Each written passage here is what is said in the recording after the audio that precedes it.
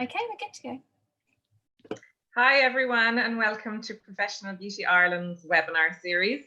Hope you all had a lovely Easter and you're all feeling very fresh afterwards and enjoyed the good weather. And this week we're going to be talking to Sean Taaffe. Hi Sean, and welcome. Hi Karina, thanks for having me. Hi everyone. Sean is from the Sean Taaffe Salon Group down in Kerry, and he's also president of the Hairdressing Council of Ireland. So today we're going to talk to him about, we picked the topic of retaining client loyalty, which is obviously very important in our business. And as I said to you, Sean, I was going to, it would be so easy to just kick off with, oh my God, how do you retain client loyalty during the COVID crisis? But I suppose retaining client loyalty is something that's so important in the hair, in the salon business anyway. So maybe we'll just talk about that first. Yeah. How it is that you approach that and how important it is. Well, I suppose I'm lucky and or fortunate enough to be in the game a long time, Karina. Our salons are open they'll be open 31 years this year since we actually opened our first salon. And I suppose, lots of different kind of crises have come and gone, nothing quite like this.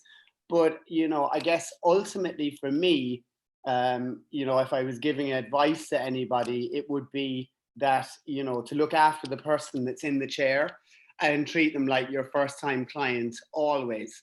I think whether it's hairdressing or beauty or whatever, I think one of the biggest problems we face is that our kind of minds wander, that we're dealing with the client. But because, we might be well used to what we're doing, even though we're here, mentally we're in the gym or we're in Dunn's or, and it's trying to keep kind of focus there and giving the client, your entire concentration all the time. And I suppose, especially when you think, and hear so much talk about mindfulness now, I think that's a great way to actually bring it into your day-to-day life, because we're human beings, we will wander, but if we can kind of bring it back to the client all the time, I do think the client recognizes that. Okay.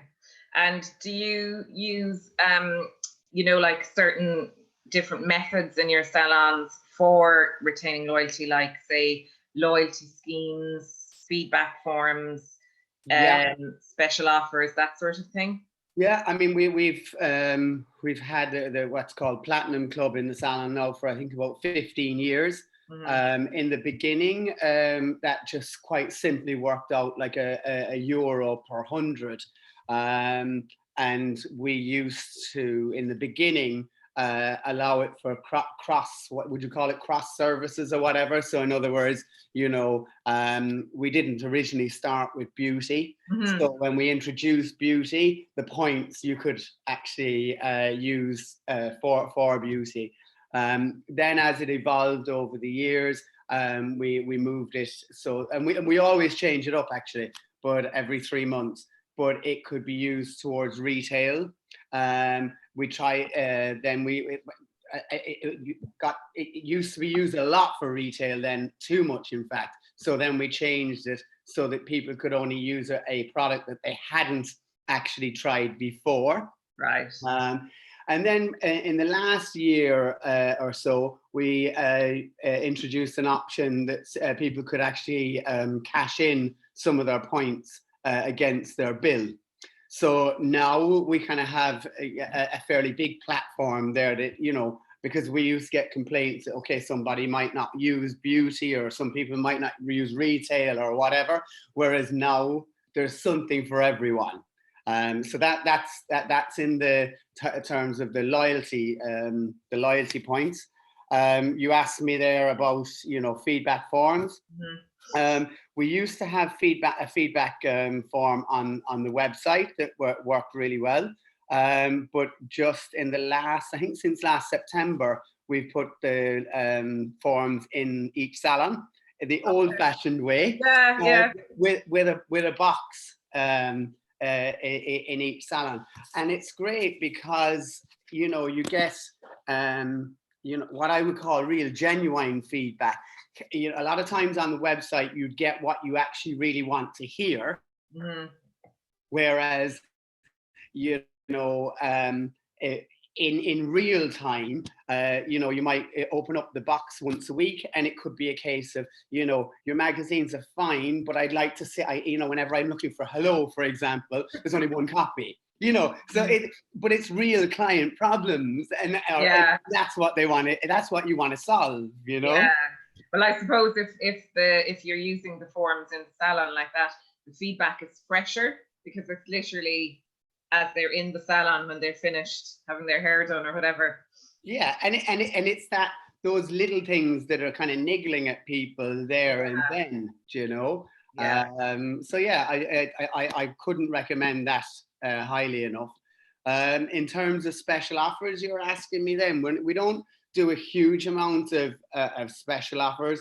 We do quite a lot of like hair and makeup packages for weddings and stuff, and they work really, really well. And the only other thing that we do that I would highly recommend any salon to do is we have cheaper prices for certain stylists midweek. Okay. Yeah. We call them early week teasers. Yeah. Okay. Because again, like all salons, you know, certain stylists are full, all, you know, from the start of the week to the end of the week, and certain stylists are quiet Monday, Tuesday, Wednesday. So it makes sense to utilize that time and make it cheaper to fill it. Okay. That actually leads quite well onto my next question around, you know, how do you navigate getting a customer to stay loyal to your brand in particular rather than their particular stylist if they have one?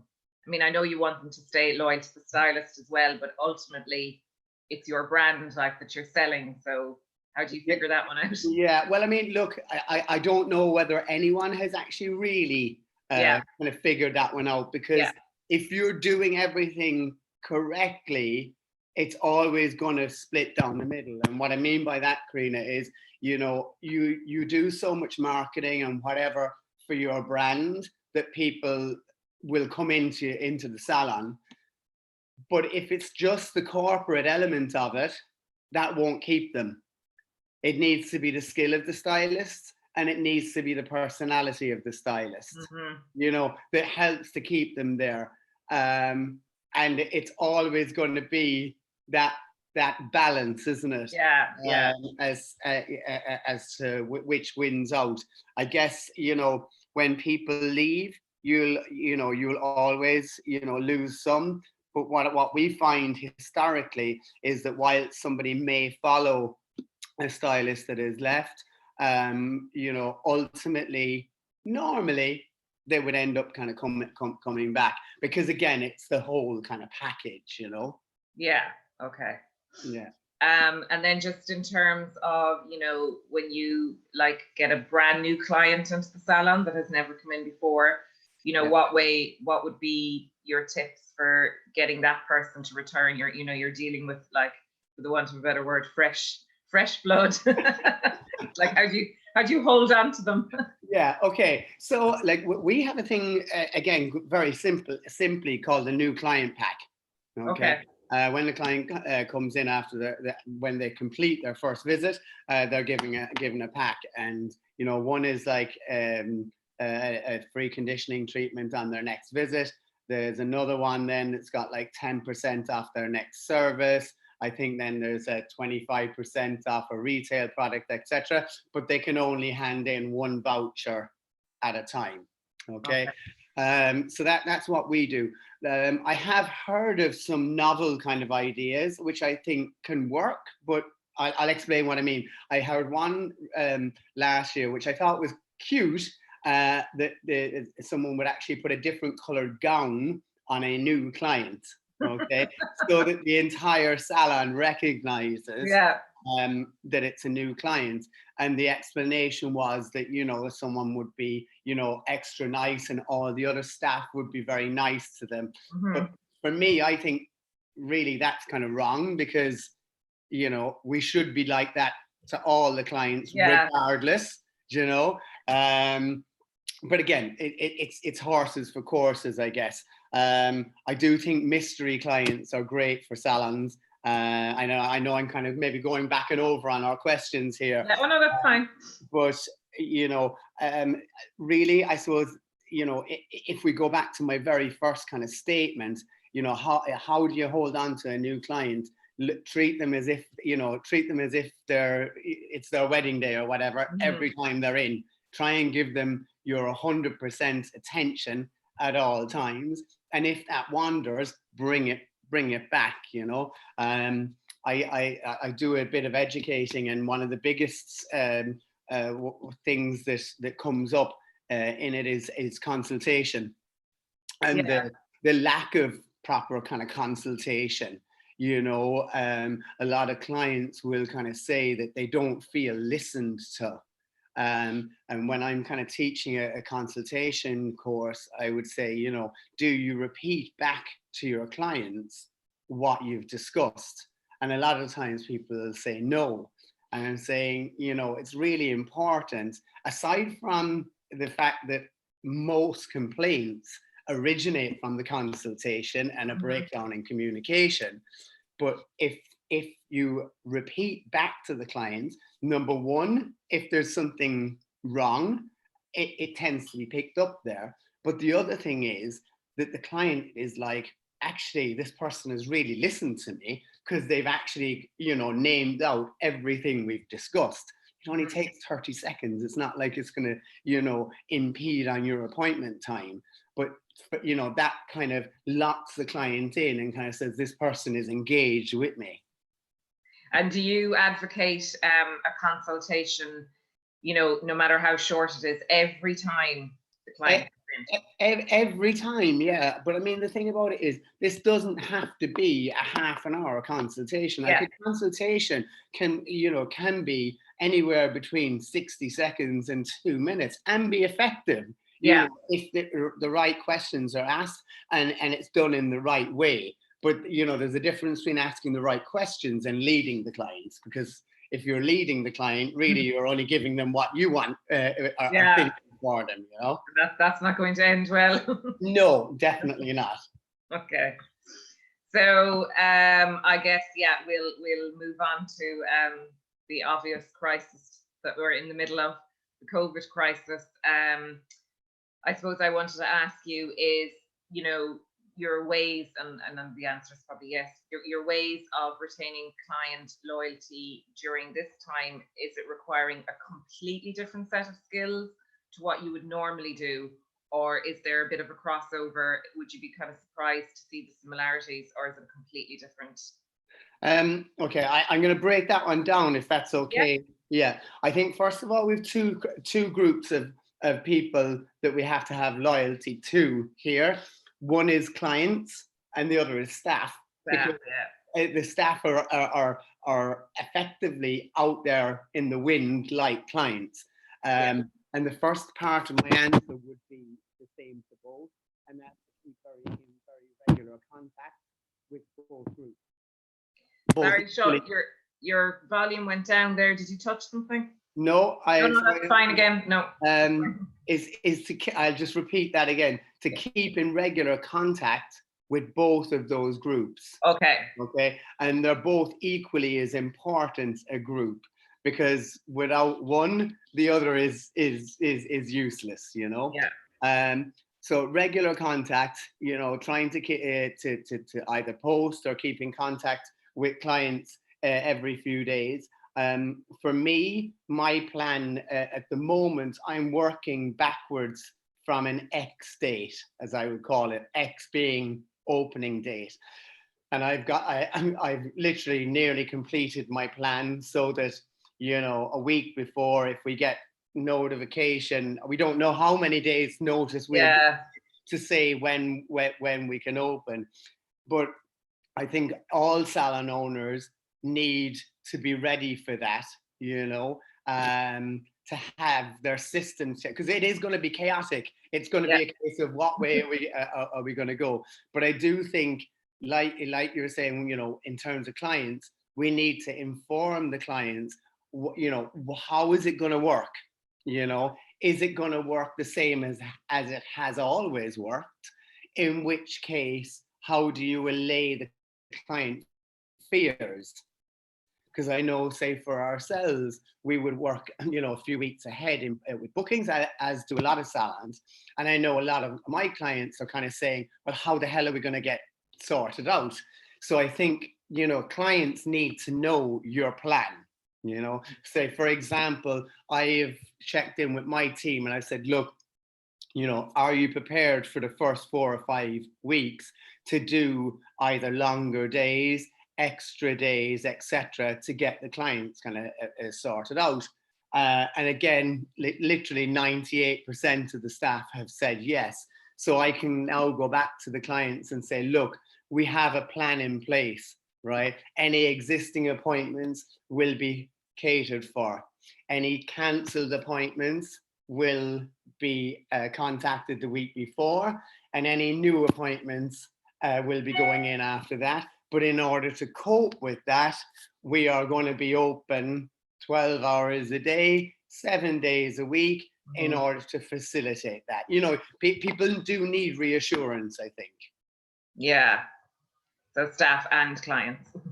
Staff and clients, yeah, because if you think about it, in our industry, I know different industries have their own thing going on, but for the most part in our industry, teams have been temporarily laid off. Yeah. It's not like, a factory that might be trying, kind of keeping their workforce going or whatever. To my knowledge, most teams are laid off. And therefore, by virtue of that, there is a disconnect. Yeah. And I think it would be understandable for, staff to then kind of say, you're expecting me to jump now, and I've been effectively swinging in the wind for the last 6 weeks. So I do think, at least every 2 days to be trying to keep in contact with your team, in whatever medium that is, whether it's your Zoom, whether it's Facebook Messenger, whether it's WhatsApp, I don't know. But I think that's really important, and I think it needs to happen more from here on in. The engagement must get much more frequent. Yeah, because I suppose it's all about making sure morale is kept going as well, because it's so easy for everybody to almost not get depressed, but there's that feeling of uncertainty in the air, and it's like we do need that constant reassurance that we're working towards something. Yeah, and I do think, Karina, I think people are split into one of two camps. This is my thoughts on it. Yeah.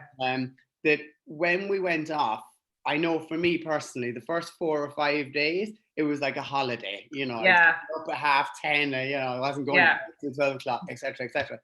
And then I kind of said, look, if this goes on, I'm going to be a hippie in a couple of weeks' time. I'm just not going to want to get out of bed, Yeah. So I literally kind of put my structure in place, and I'm doing like a virtual classrooms course.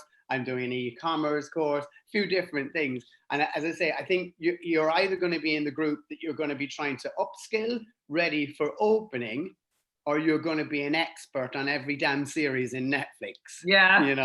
And it's like, what are you going to be? And if you've been the latter, now is the time to say, right, this is the Tuesday after the bank holiday.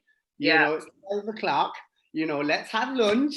And draw a line under it, and let's go. Yeah. It's like the honeymoon is over. Well, kind of, yeah. It's like it still should be enjoyable, but like I think if we're on this kind of lazy buzz kind of idea, I think it's going to be really difficult to snap back into effectively Christmas ×2. Yeah. Mode. Do you know what I mean? That's going to be a real culture shock for people. So I think if anybody watching, if they take anything from this, I think it's a case of now is the time to start tweaking the lifestyle. Yeah, start thinking very focused. And then just in terms of, I suppose because of the way things are now, social media has never been so, important in terms of engaging with clients. Do you have any tips around, what to do, and more importantly, maybe what not to do around social media? Yeah, learn to do it yourself, which I haven't. I've been very fortunate up until now that, we've a team of 55, and it's usually spread across the management team. Yeah. One person does Instagram, one person does Facebook, etc., etc. And since this whole situation has arisen, we've kind of had to, condense it a little bit more. I know for me personally, I suppose I'm in that age bracket that I kind of lean more towards Facebook, and certain amount of Instagram, but they're my they're my two. TikTok isn't, I have no idea. I'm sorry. I'm with you on that one. Yeah. So I guess I suppose try and familiarize yourself with all of them, and be more capable of doing stuff, not just in terms of social media. I'll be honest, Karina, I was desperate. I was in the very lucky position that, down to simple things, as an employer on Ross, on revenue online, I couldn't even dial in 3 weeks ago because Cara, my general manager, was doing it all for me, and she went on maternity leave. And it's like literally having, I was literally like somebody, 30, is it nearly 31 years open this year? And I was like somebody after coming off one of those old FOSS courses, start your own business. Yeah. Yeah. But you've got figured out now, yeah. Yeah, well, pretty much, yeah. Hence why I was busy and not on Netflix. Exactly. Yeah. And I suppose you kind of answered that about the social media, the preferences for the type. Do you think that it's better for, a business to spread themselves across most of the platforms, or maybe avoid some of them? Like, I think you said Facebook, Instagram, like you wouldn't be going down the route of, as you said, TikTok. Well, it's interesting because I was at a business course a few months ago, and they were on about it, and I did set up a TikTok account, but I just haven't kind of followed it up. No, I do think the more platforms you can be on, the better. But you have to be realistic about your time, and where are your clients? Do you know what I mean? As in, if your salon is dealing with predominantly, I don't know, under 20s, then you bloody well need to be on TikTok, whatever. But, I think really you probably need to know your client base and concentrate on where are most of those going to be, and dip into the rest a little bit as well. But I don't know whether, as one person, can you actually be on like 7 different things? Yeah, you're probably spreading yourself too thin when you're on everything. Yeah, maybe. Yeah, I would say so. Yeah, and then around, do you think online retail is a must to keep clients on board? Well, do you know what? That's kind of kept me sane as well, actually. We have an online shop, and to be honest, it wasn't really doing a whole pile other than gift vouchers up until this. But there's been 4 or 5 packages going out every day in the last kind of couple of weeks. So it's almost been like a new little project for me, Yeah. So do I think we should have it? I guess yes, and I think it probably is the future. But quite honestly, can we compete with the likes of Amazon and stuff? Mm-hmm. I don't know. Like, again, I'll just share my own story. If I'm sending out, like a color, temporary color eyeshadow palette, color wall, something like that, I can send it out for like €1 or 2. If I'm sending out shampoo and conditioner, if I register post that's €11, right?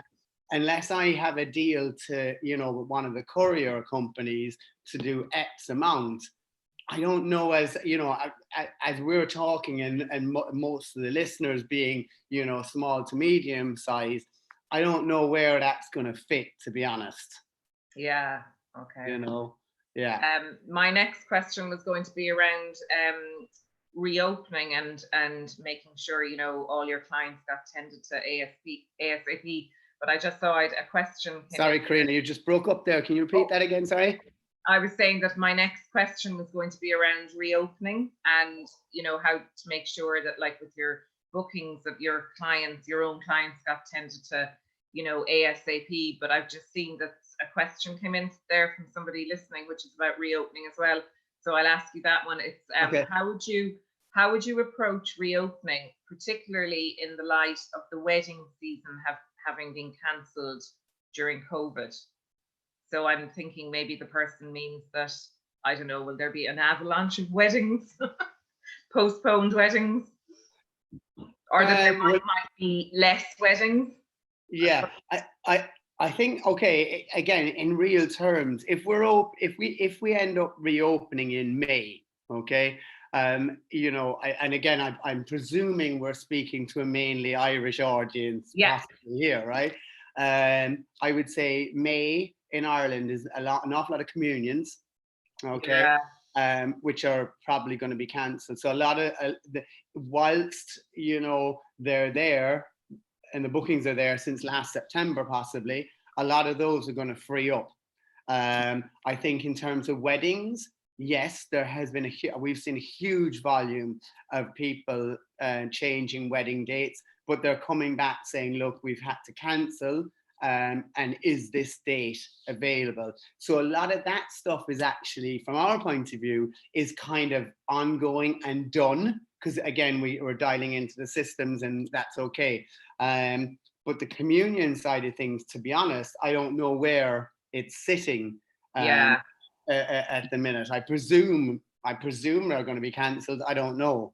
It's hard to know, yeah. And are you finding so that people that have bookings in for their weddings, are they coming back to you and saying, look, I had to cancel the date in mind, but I've postponed it to kind of later in the summer? Is that tending to be the trend? Yeah, I mean, again, I was going to say I can't give you numbers. I can say I've dealt with at least 20 myself in the last, say, 3 weeks.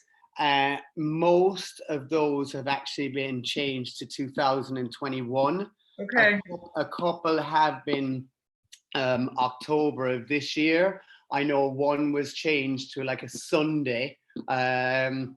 You know, the hotels are trying to accommodate people more. So yeah, I think that element of the business is probably not going to be such a problem, because that can be done, you know, by email, and it can be done now. You know, obviously it's awful for the people involved, don't get me wrong, but you know, I suppose the forum that we're on today, we're looking at it from our side, the salon side of things, you know. So I don't think that should be such an issue. I suppose one of the big questions that we have been asked in nearly every email is, you know, we always require like €100 deposit. You know, is it okay to transfer it? And we're saying, of course. I mean, you know, I don't think there's any reputable salon in the country that would be saying no at this point. And if that was the case, I don't think they deserve the business back. So, yeah. So, and then my own question then about like managing the bookings, you were saying like you would be telling people to be on top of that now. I think you need a plan now. You know, like, for example, you know, for us, the plan that we have in place now is if we are to get a week's notice before reopening, then my intention would be front of house staff and managers would be in immediately, shall we say, after the announcement. Okay, you know, front of house team to be rescheduling all the appointments that had been cancelled prior to that we would announce then maybe 2 or 3 days before we open, that the phone lines would then be open. So in other words, all the backlog of the few hundred cancellations have been cleared, and then front of house are free to deal with the avalanche of phone calls that are going to be kind of coming in.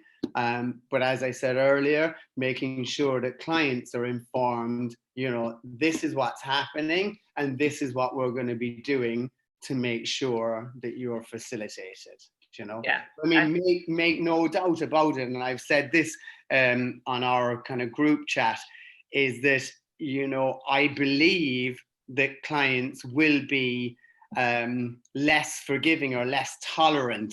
I see a lot of things up on social media. It's like, oh, maybe hairdressers will and beauticians will be, appreciated more or whatever. Now, maybe long term that may be, but mark my words, in the first 4 weeks, if your clients don't get sorted one way or another, you are going to be public enemy number one. Okay. So the plan needs to be there. Okay, you might not physically be able to fit in, 600 clients in 4 weeks, but you need to be able to show to your clients that you are doing everything in your power to try and accommodate them. That's my opinion. And that's where you're coming in then with, I guess, like preparing the staff to work longer hours, because you're going to have to open more to get everyone everyone back to their best. Yeah, well, I mean, we operate a very simple kind of ethos in the salon, and it's that everybody is effectively running their own business within the salon. Now, I'm not talking about from a self-employed, we don't do that with hairdressing, but effectively people have to treat it like it's their own business. So it's not a case of, come in and, you're going to be working like a dog for a month. It's a case of, your clients that you have built up for the last X amount of years need you. If you're not going to be available, then they're either going to select one of the other stylists inside here at best, or failing that, a stylist down the road. Yeah. What's it going to be? Yeah. And that's pretty much it. Yeah. Okay, and then my last question was going to be, I suppose, to put to you as because you're president of the Hairdressing Council. What would you say to the salons out there that are worrying about the future, and that, like, will they even have clients going forward? Because obviously there's so much uncertainty there, and people are stressing and worried. And what would you say to them? Okay. Or what have you been saying? What have I been saying? Yeah, exactly. Yeah. Actually, that's one thing that thankfully, it has almost been a full-time job over the last number of weeks. Yeah. Calming down a little bit now, but so much uncertainty and stuff. But I think, again, my ethos in everything is planning. Okay.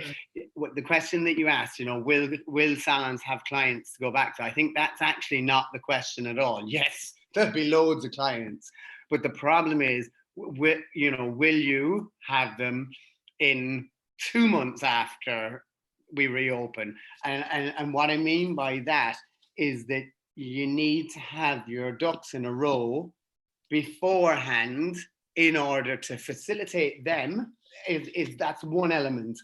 But you also don't want and don't need all the other crap to be bothering you then. So in other words, now is the time to get, write down your list of your suppliers or people that you're going to be dealing with or needing, owing money to, whatever. Start contacting them this week, put a plan in place. When you hit the floor, you want to concentrate on your clients. You don't want to be wondering, how am I going to pay the rent? How am I going to this? That's all going to distract from the job at hand, your client. Get that stuff. I was just about to say a bad word there, Karina. Get that stuff out of the way. Do it now. You've got the one thing you have now is time. Yeah. Use it. Get that stuff. That as hairdressers, we're creative people. We don't want to be stuck in the office doing all that kind of stuff. But now is the time to do that, so that when we open, our minds can be clear and we can actually get the job done. Yeah, and make everybody beautiful again. Make everyone beautiful again, exactly. Okay, listen, thank you so much for that. I have to commend you on how I love the way you're so positive about talking about reopening and about the future, because, you know, it's the time is so uncertain, and a lot of people are you know, have a tendency to be like, oh, it's the end, the doom and gloom or whatever. And you've got that lovely positivity that, like, we're going to get through this, and we're going to be so busy when we come out the other side that, as you said, you know, maybe come the summer, it'll be like Christmas in terms of busyness. Yeah. Well, I think I make no mistake about it. I believe it'll be like Christmas times 2, which can be, you know, in theory is a great thing, but we just need to manage that, because again, with busyness also comes a tendency to rush, you know, and when we rush, you know, that doesn't create great results. So just bear all that in mind. All right, listen, thank you so much. Karina, thanks very much for having me. Yeah. I'm delighted to be with you. I'm just behind me in the office here. I have like rows and rows of the last 3 years of Hairdressers Journal there. So I always refer to all this kind of stuff, you know. Yeah. So, yeah.